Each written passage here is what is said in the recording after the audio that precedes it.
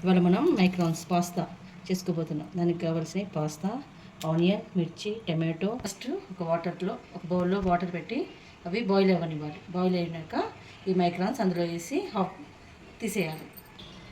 70 to 80% cook అయినాక తీసేయాలి. చూడండి, ఇప్పుడు ఇలా వాటర్ బాయిల్ అవుతున్నాయి. ఈ స్టేజ్లో మనము ఈ మైక్రాన్స్ని ఇందులో వేయాలి.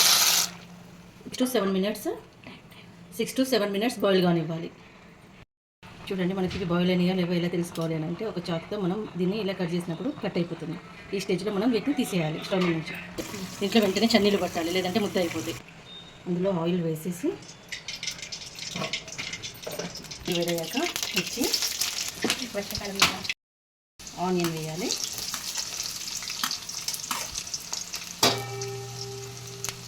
ఆనియన్ టమాటో,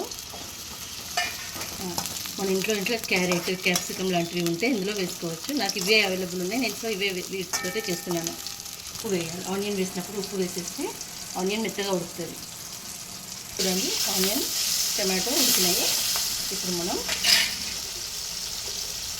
కారం, మసాలా, కొంచెం గరం మసాలా వేసినాక కరివేపాకు వేసి బాగా కలపాలి. కలిపినాక ఈ మైక్రోన్స్ని ఇంట్లో వేసేది. లాస్ట్లో కొత్తిమీర వేసేసి కలిపి డిష్ అవుట్ చేసుకోవడం. ఎంతో ఈజీ అండ్ టేస్టీగా ఉండే మైక్రాన్స్ పాస్తా చేసుకోవడం.